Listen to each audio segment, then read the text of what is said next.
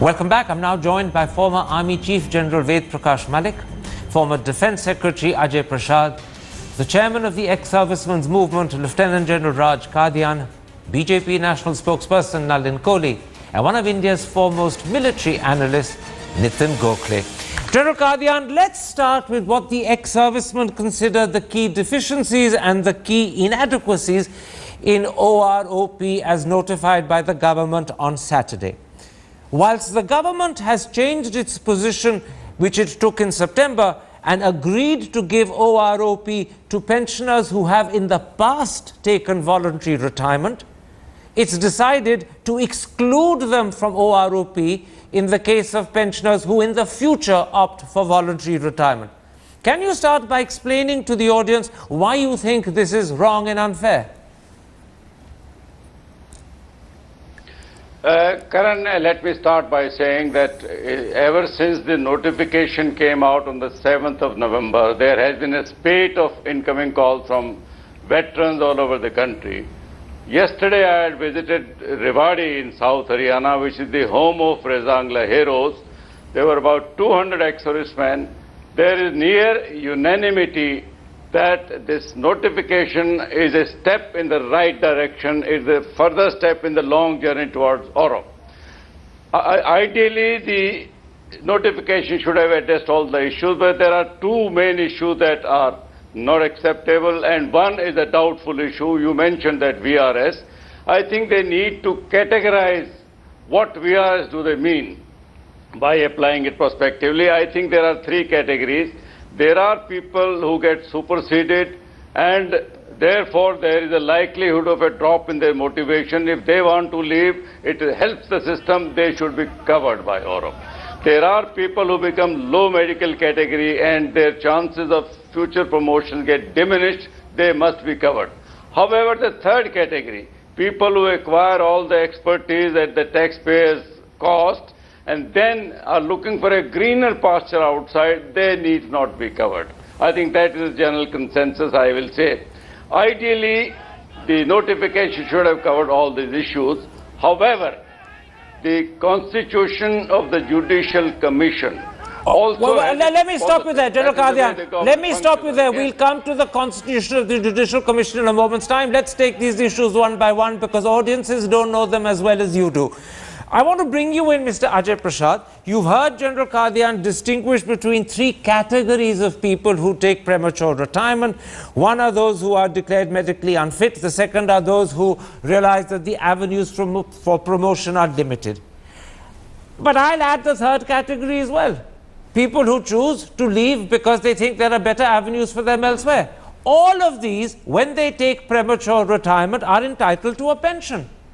Why then should they not be entitled to OROP? Can you explain that to me, regardless of the categories they fall within?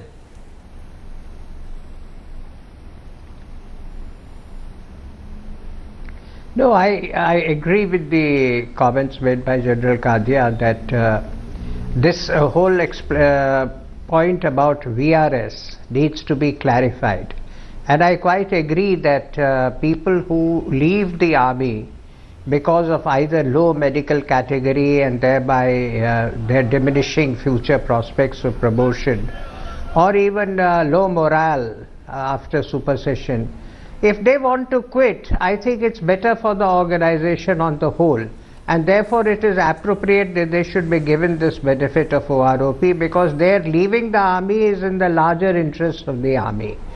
And I totally agree with the point that those who are leaving the army to seek better prospects in the civil jobs or something, they need not be given this. So I think on the whole, this decision about excluding them prospectively needs to be reworked, and perhaps one or the two of these categories should be included for prospective optees of the VRS scheme.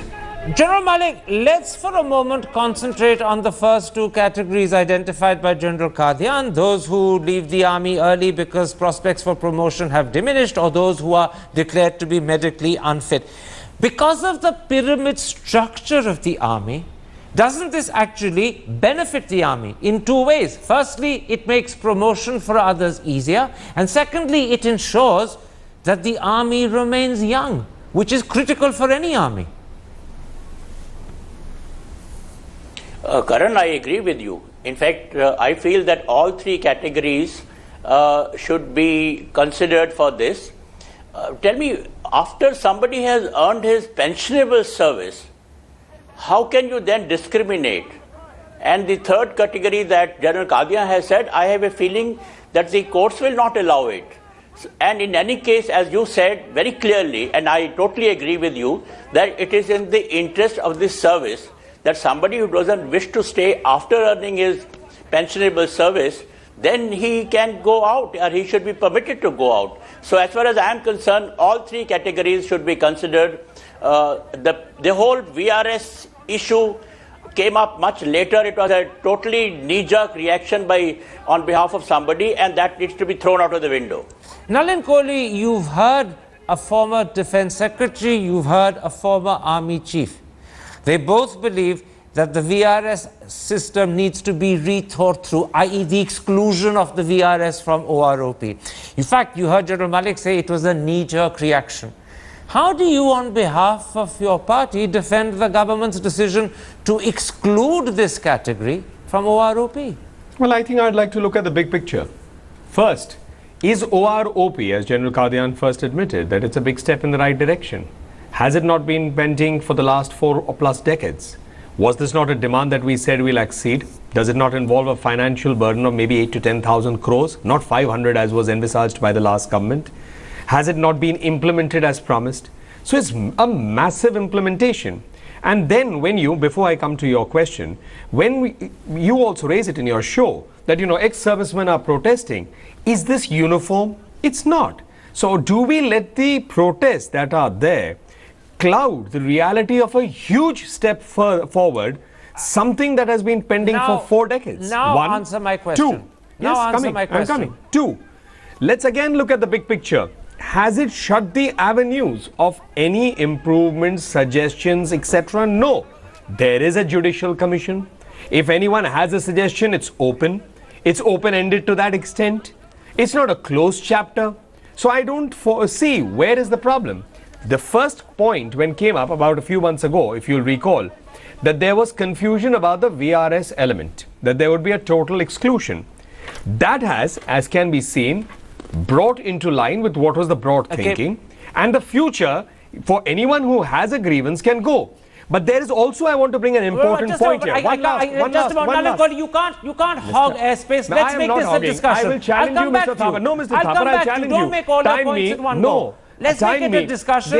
Don't make your points all at one go. Reserve something for the second time. Yes, but it's related. You've heard Nalin Kohli's response to what the former army chief called was knee-jerk.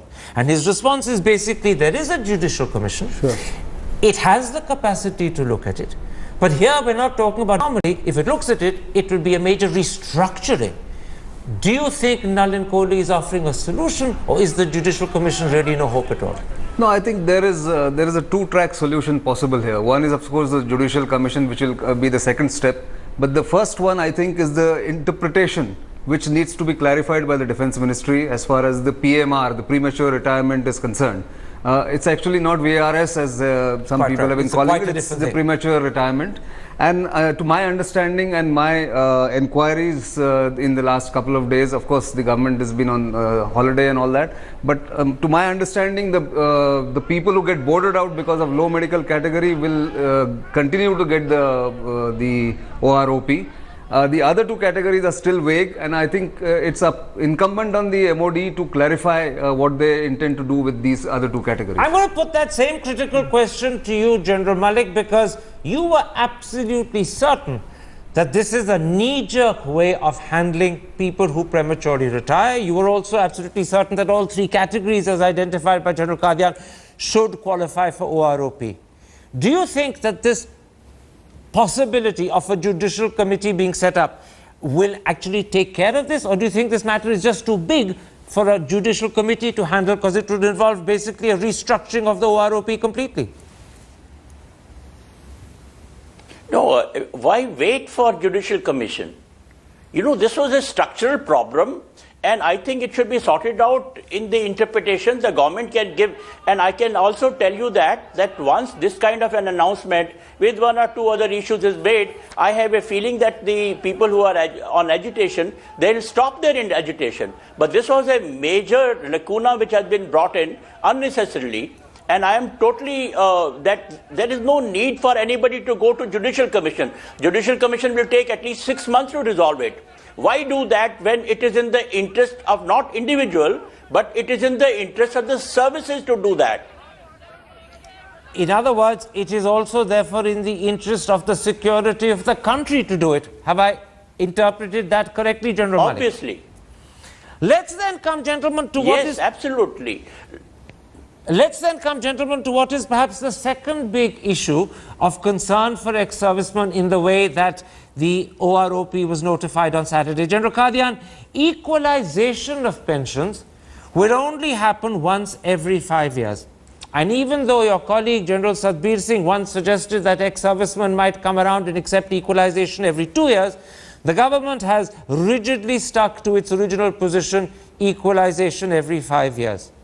Now, the government points out that actually para 6.4 of the Koshyari Committee report, done in 2012, says that equalization every 5 years would be acceptable. How do you answer that?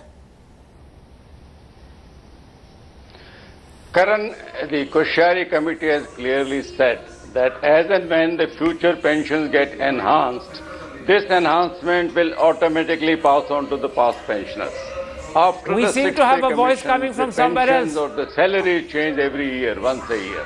Therefore, as a concept, the equalization must take place every year. Let me also clarify statistically, I have done a lot of research. The total thing will not cost more than 100 crore. It is well within the 8,000 to 10,000 crore that the Defence Minister mentioned on the 5th of September. So I think it is just blowing the issue out. Moment we change that concept of 1 yearly, then whether it is 2 yearly or 3 or 4, it is the same thing. Then it is a question of money bargaining. But the concept lays down that it should be yearly, and we should stick to yearly. Let me bring you in, Mr. Prasad, as a former Defence Secretary. What argument could the government have beyond, I know, referring to para 6.4 of the Koshyari Committee report, what argument could it have to say if every 5 years equalization is the answer rather than annually? Is it the cost? Because General Qadian suggests the cost is very negligible. Is it the administrative problem of calculating annually? What could be the explanation?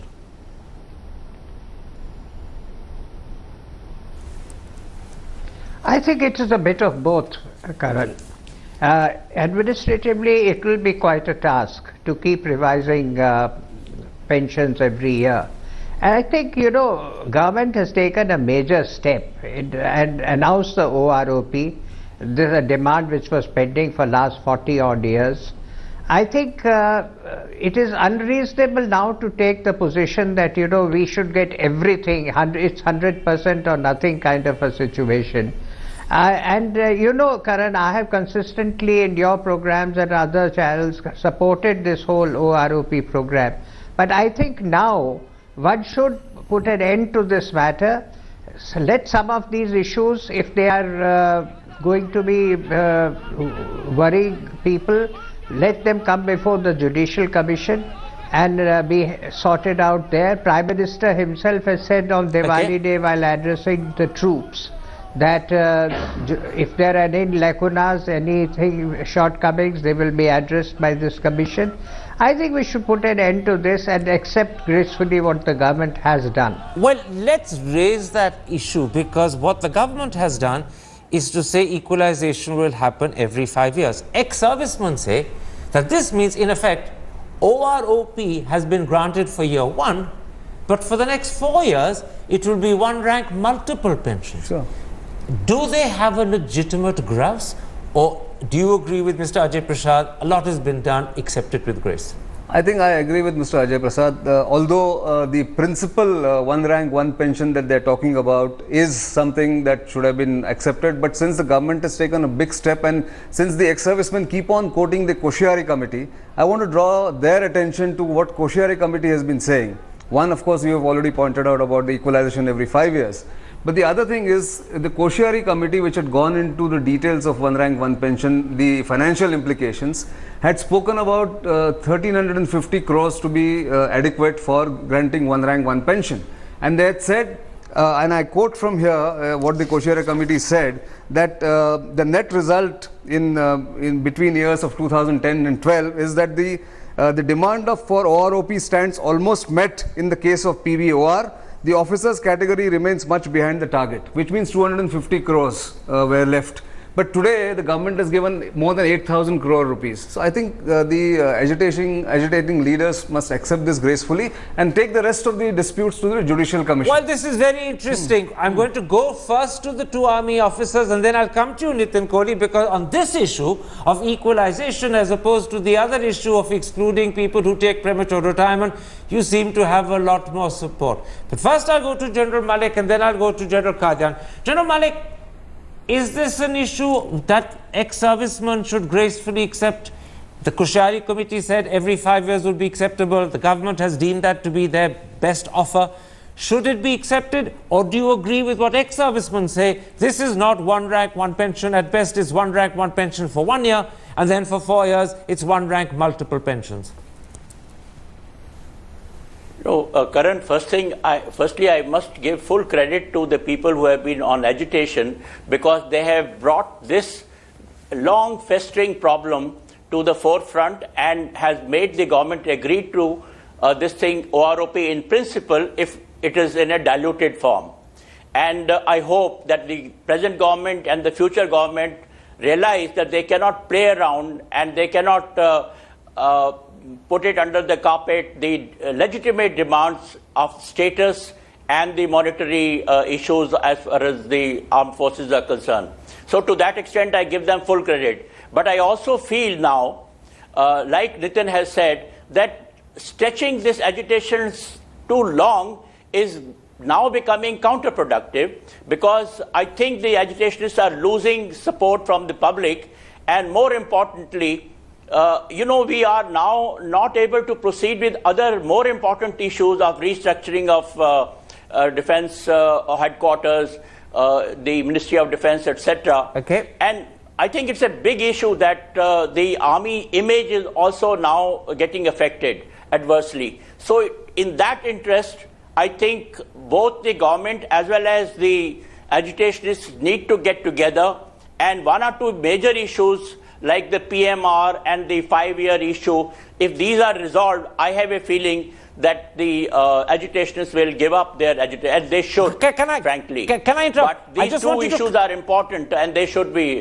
Can I interrupt and get you to clarify one thing, General Malik, before I go to General Qadian and Nalin Kohli? Are you saying, as I thought you did at the end of that answer, that the equalization issue is an important one, it needs to be resolved? It's not a position that you take similar to Mr. Ajay Prashad or perhaps similar to Nitin Gokhale, which is they should now accept equalization every 5 years with grace. You're saying no, it has to be more soon than every 5 years.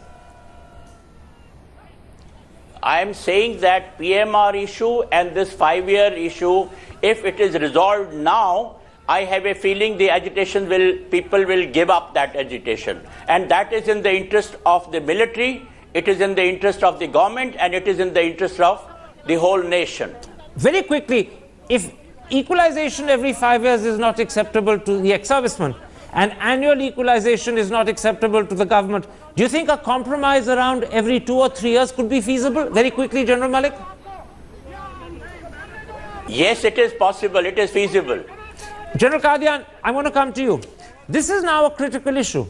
Mr. Ajay Prashad, the former Defense Secretary, is not of the view that you should carry on your struggle to demand every 5 years. He said, accept what you've got with grace. Nitin Gokhale said the same thing.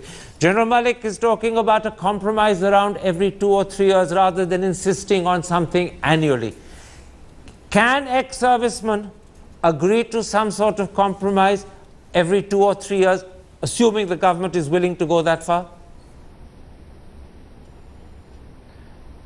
Karan, let me first of all say that the people who are agitating or who are protesting are a small number, and because of the media outreach, the whole world is watching. They gave a feeling that every ex-serviceman is on protest. That is not so, especially after the notification.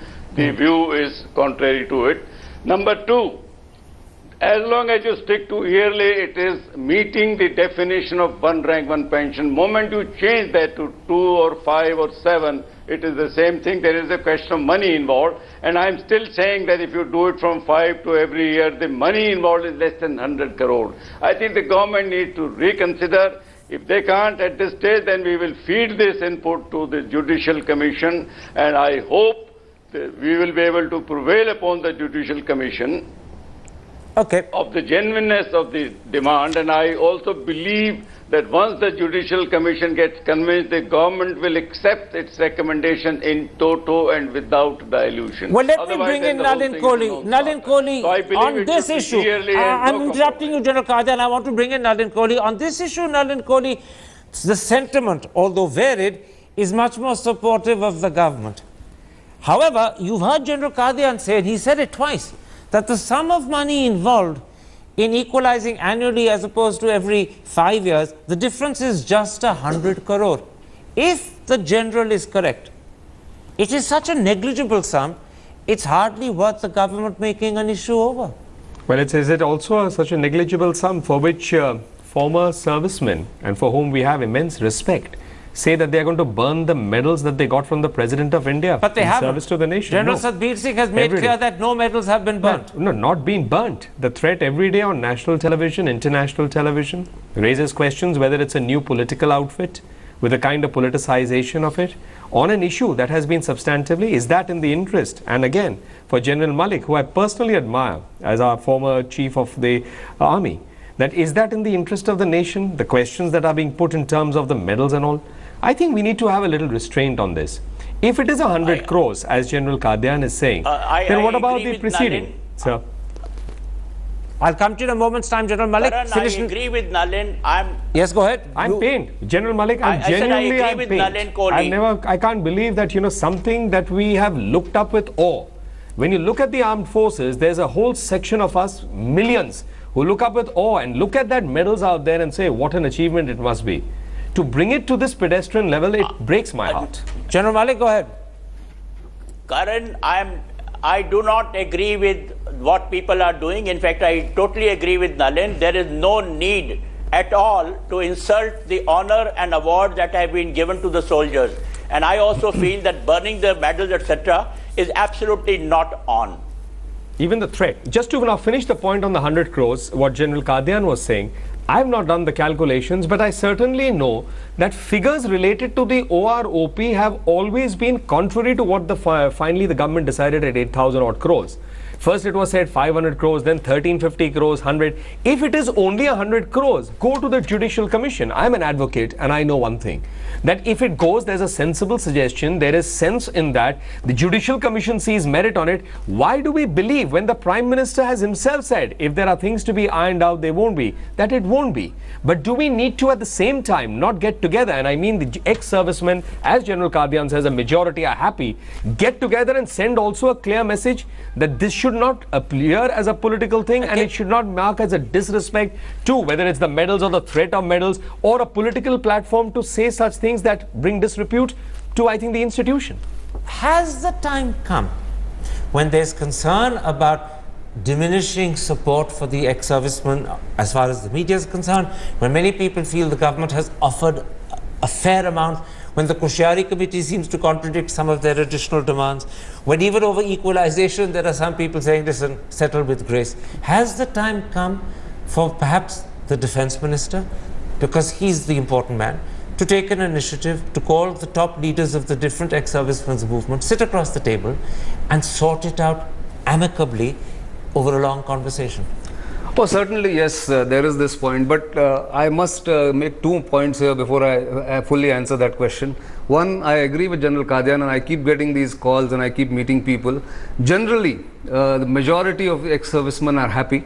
those who are making the point that it is not fully or it is diluted are actually a minuscule percentage of that. And secondly, what is happening in Jantar Mantar about the medal burning and a threat to burn the medals is actually very distressful for somebody who has covered the military for so long. One, because the leaders there, and I must say this on the record, that they are playing the good cop, bad cop routine, because the media comes to know from them that there's likely to be burning of the medals. When media reaches there with cameras, they try and restrain those, try to burn the medals, which is not a good thing to happen, which I think is a tamasha, which must stop at whatever cost. At the cost of being criticized, I'm saying this on your show. Gentlemen, let's take a break at that point. When I come back, I want to raise the issues raised today at a, I suppose, press conference by the Defence Minister, where he seemed to suggest this movement was becoming political and the agitationists needed to prove to him that politics wasn't their motive. We'll be back in a moment's time. See you after the break.